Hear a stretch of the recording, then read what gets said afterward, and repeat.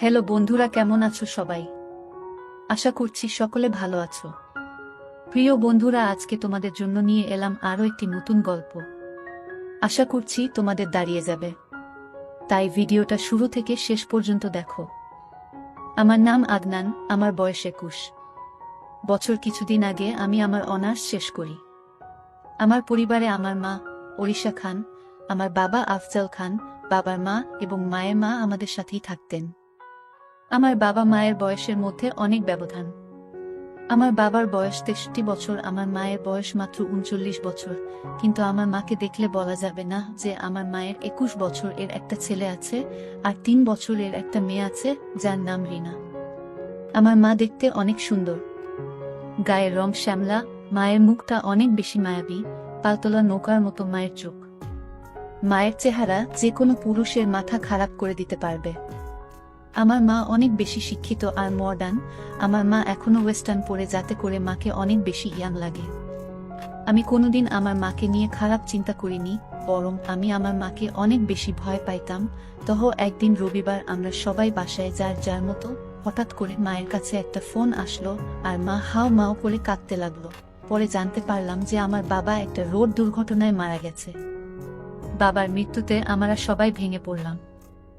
বাবা মারা যাওয়ার 6 মাস পরে আমরা সবাই স্বাভাবিক হতে শুরু করলাম। কিন্তু সমস্যাটা হলো যে আমার বাবা মরার আগে সব সম্পত্তি আমার নামে করে দিয়ে গেছে। এরপর থেকেই নানির সমস্যা যে আমি যদি অন্য কেউরে বিয়ে করি তাহলে আমার মা ও আমার বোনের অনেক খারাপ হয়ে যাবে। তাই নানি দাদির সাথে মিলে একটা বুদ্ধি করলো। তারা একদিন আমাকে আর আম্মুকে ডেকে বলল, দেখো, আমরা একটা সিদ্ধান্ত নিয়েছি যা তোমাদের মেনে নিতে হবে। আমি আর আম্মু চুপচাপ শুনতেছি। হঠাৎ করে নানি বলে উঠল যে আমরা চাই ওড়িশা তুই আবার বিয়ে কর, কারণ তুই অনেক বেশি ইয়াং, তোর জীবন পড়ে আছে, তোর মেয়ে এখনো অনেক ছোট, ওর বাবার দরকার আছে। মা চুপচাপ শুনছে। তারপর আবারও নানি বলে উঠল যে দেখ ওড়িশা, আমরা অনেক ভেবে এই সিদ্ধান্ত নিয়েছি যে আদনানও এখন বড় হয়েছে, কিছুদিন পর ওকেও বিয়ে দিতে হবে, তাই আমরা চাই তুই আর অন্য কাউকে বিয়ে না করে আদনানকে করো। মা, কি তোমাদের মাথা ঠিক আছে? আদনান আমার ছেলে, ওকে আমি জন্ম দিয়েছি, ওর সাথে আমার বিয়ে কিভাবে হওয়া পসিবল? এটা অনৈতিক আর পাপ। নানি, আমরা জানি যে এখানে কিছু সমাজের নিয়ম আছে, কিন্তু নিয়ম একটা সময় যে চেঞ্জ করতে হয়। মা, তাই বলে নিজের ছেলেকে বিয়ে? তোমরা এটা ভাবতে পারো কিভাবে? আমি কোনোদিন এই পাপ করব না। তারপর নানি আর দাদিমাকে অনেক জোর করলো আর হুমকি দিল যে আমরা যদি এই সিদ্ধান্ত মেনে না নেই তাহলে তারা এই বাড়ি ছেড়ে চলে যাবে। মা হাও মাও করে কান্না শুরু করলো। আমি চুপচাপ বসে আছি, আমার বলার মতো কোনো ভাষা নাই। তারপর দাদু আর নানু মাকে বুঝানো শুরু করলো যে দেখ, আফজাল মরার আগে সবকিছু আদনান এর নামে করে গেছে। এখন ও যদি অন্য কোনো ভুল মেয়ের পাল্লায় পড়ে তাহলে তোর আর তোর মেয়ের জীবন ধ্বংস হয়ে যাবে। তোর মেয়ের কথা চিন্তা করে রাজি হয়ে যা। মায়ের কান্না থামে না। আমি তো অবাক, কারণ আমি মাকে নিয়ে কোনোদিন ওইভাবে কিছু ভাবিনি। তারপর দাদু আর নানু অনেক বুঝানোর পর মাকে বলল যে দেখ, তুই মেনে নিবি, তা না হলে আমাদের সারা জীবনের জন্য হারাবি। মায়ের কান্না থামে না। তারপর আমাকে দাদু নানু জিজ্ঞেস করল, তোর কোনো আপত্তি আছে? আমি দাদু আর নানুকে অনেক ভয় পাইতাম, তাই তাদের উপরে কোনো কথা না বলে চুপচাপ করে রইলাম। অনেক জড়াজড়ির পর তারা মাকে রাজি করাল। তারপর যে যার রুমে চলে গেল। আমি রুমে যেয়ে ভাবতেছি এইটা কিভাবে সম্ভব? আমার জন্মদাত্রী মায়ের সাথে আমার বিয়ে? মানুষ কি বলবে? আমি আমার বন্ধুদের মুখ দেখাবো কিভাবে? মাথা অনেক কিছু ঘুরতে লাগলো। নিজেকে কোনোভাবেই স্থির রাখতে পারতেছিলাম না। আমি আমার মাকে অনেক ভালোবাসতাম আর সম্মান করতাম। আমি কোনোদিন আমার মাকে নিয়ে খারাপ কিছু চিন্তা করি নাই। আমার জন্য আর মায়ের জন্য এই ব্যাপারটা মেনে নেওয়া অনেক কঠিন ছিল। আমাদের বিয়ের কথা ঠিক হওয়ার পর থেকে আমি মায়ের সামনে যেতে লজ্জা পেতাম। মা ও আমাকে আগের মতো বকাঝকা করতো না।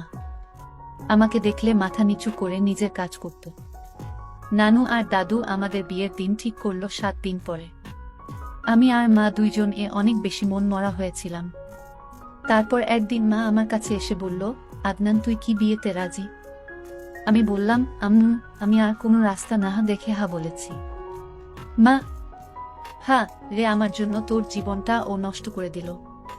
কি আর করব আম্মু, আমাদের কাছে আর রাস্তা নাই।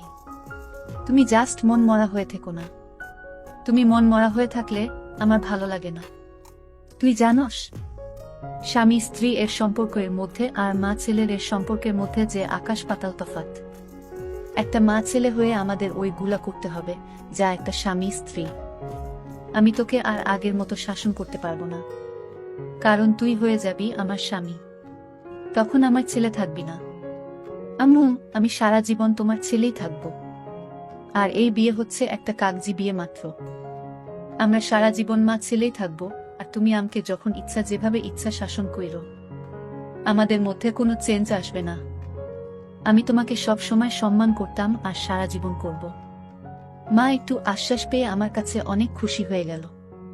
তারপর আমাকে বলল, আচ্ছা আমি না হয় আমার জীবনের অর্ধেক পার করে ফেলেছি, কিন্তু তুই তো এখনো অনেক বেশি ইয়াং। তোর কত এক্সপেকটেশন ছিল তোর বিয়ে নিয়ে, তাই না? কত কিছু না ভেবে রেখেছিলি যে এমন মেয়ে বিয়ে করবি, এমন জায়গায় ঘুরতে যাবি, দুষ্টামি করবি, ঘোরাফেরা করবি, সব পানিতে গেল। এই বুড়ির সাথে কিছুই হবে না। আরে আম্মু, এক তো তুমি বুড়ি না, তুমি অনেক বেশি ইয়াং আর এখনো অনেক বেশি সুন্দর।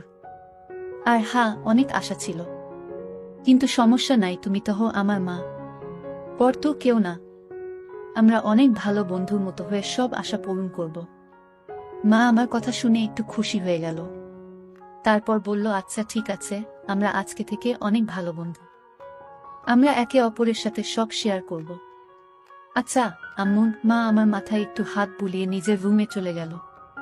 পরের দিন থেকে মাকে আর মন খারাপ মনে হলো না। আমি আর মা সেই দিন অনেক বিষয় নিয়ে কথা বললাম। আমি মাকে এইটাও বললাম আমার জীবনেও কোনো গার্লফ্রেন্ড ছিল না। মা তো শুনে অবাক হয়ে গেল। তারপর আমাকে তার জীবনেও অনেক গল্প আমাকে বলল। আমি আর মা অনেক ফ্রি হয়ে গেলাম। আমি আর আম্মু বিয়ে হওয়ার যে দিনগুলা বাকি ছিল, আমরা আমাদের জীবনের এর সবচেয়ে ভালো সময় কাটিয়েছি একসাথে। কারণ আমরা একসাথে হাসাহাসি করতাম, মুভি দেখতাম, রাত ভরে আড্ডা দিতাম, একসাথে গেম খেলতাম, আবার ঘুরতে যেতাম। আমি ওই কয়েকদিন আসলেই ভালো বন্ধু হয়ে গেলাম। যাই হোক, আমাদের বিয়ের একদিন আগে দাদু আর নানু আমাকে আর মাকে নিয়ে গেল শপিং এর জন্য। আমরা গেলাম। আমরা খুব হাসি হাসি করছিলাম। তা দেখে নানু আর দাদু অনেক খুশি হলো। যাই হোক, আমি আর মা পছন্দ করে অনেক কিছু কেনাকাটা করলাম। মাকে আমি পছন্দ করে প্রথম বেনারসি শাড়ি কিনে দিলাম। মা একটু লজ্জা পেয়ে গেল। পরের দিন আমাদের বিয়ের আয়োজন করা হলো। কিছু মানুষকে ডাকা হলো। যাই হোক, মাকে কে দাদু আর নানু মিলে রেডি করে দিচ্ছে। আমি গোসল করে শেরওয়ানি পরে নিলাম। তারপর নিজের রুমে অপেক্ষা করতে লাগলাম। একটু পরে দাদু আসলো, বলল কাজী সাহেব চলে এসেছে। এই কথা শোনার পর থেকেই আমার বুক কেমন যেন থরথর করে কাঁপা শুরু করে দিল। কারণ আজকে আমার বিয়ে হতে যাচ্ছে, তাও আবার আমার নিজের মায়ের সাথে। আমি খুব বেশি ভয়ে ছিলাম। রুম থেকে বের হয়ে দেখলাম মা আগে থেকে টেবিলের মধ্যে বসে আছে। মা বেনারসি শাড়ি পরেছে, মাথায় কাপড় দিয়ে রাখছে, হাতে হালকা গয়না পরছে আর হালকা মেকআপ করছে। মাকে আসলেই সুন্দর লাগতেছে, একদম ঠিক যেন নতুন বউয়ের মতো। আমি যে মায়ের পাশে বসলাম আর কানে কানে ফিস ফিস করে বললাম, আম্মু তোমাকে অনেক সুন্দর লাগতেছে। মা একটা হাসি দিল। তারপর কাজী সাহেব আমাদের বিয়ে পড়ানো শুরু করলো। কাজী জানতো যে আমরা মা ছেলে। তারপর ও অনেক টাকার বিনিময়ে বিয়ে পড়াচ্ছে। যাই হোক, আমরা দুইজন কবুল বলে ফেললাম। আমাদের বিয়ে হয়ে গেল। আমরা মা ছেলে থেকে হয়ে গেলাম স্বামী স্ত্রী। যে নারী আমাকে পেট ধরে এই পৃথিবীতে এনেছে, সে কিনা আমার বিয়ে করা বউ হয়ে গেল।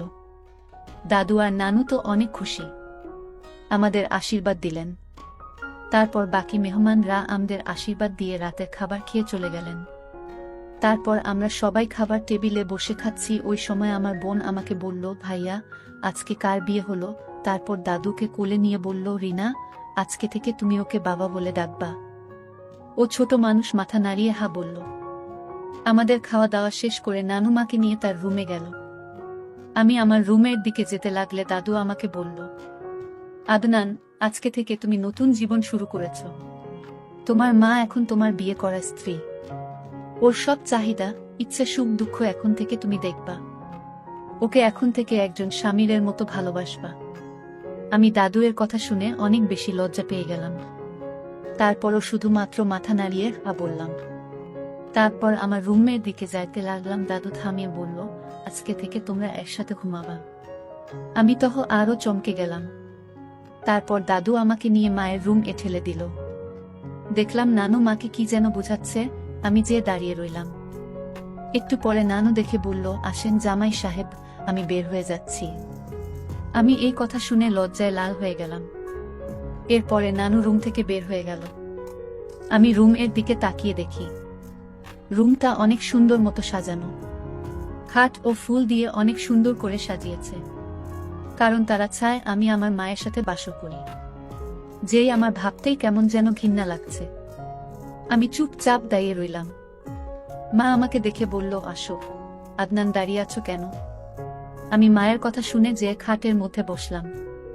তারপর মাকে বললাম, দেখছো মাম্মি তারা কি করেছে? রুমের অবস্থা। তাদের মাথায় আসলেই ঝামেলা আছে। আরে বইল না, আমাকে যে কত কিছু বলল, কিভাবে কি করতে হবে। তারা আসলেই ভাবছে যে আমরা মা ছেলে হয়ে এগুলা করব। হ্যাঁ, যত সব ফালতু। যাক, বাদ দাও। এখন থেকে আমাদের এক রুম ঘুমাতে হবে। তোমার কি কোনো প্রবলেম হবে মাম্মি? না, প্রবলেম হবে কেন? তুমি তো ছোটবেলায় আমার সাথেই ঘুমাইতা। আর এখন তুমি থাকলে ভালোই হবে, ঘুম না আসলে আড্ডা দেয়া যাবে। যাক, তাহলে ভালো। তো আজকে কেমন লাগলো মাম্মি? সত্যি বলতে না, আমার অনেক ভালোই লেগেছে। এত বছর পর মনে হচ্ছে আমি আবার কোণে হয়েছি, বউ রূপে সেজেছি। আমার কাছেই ওভারঅল ভালোই লেগেছে। তোমার কাছে কেমন লেগেছে?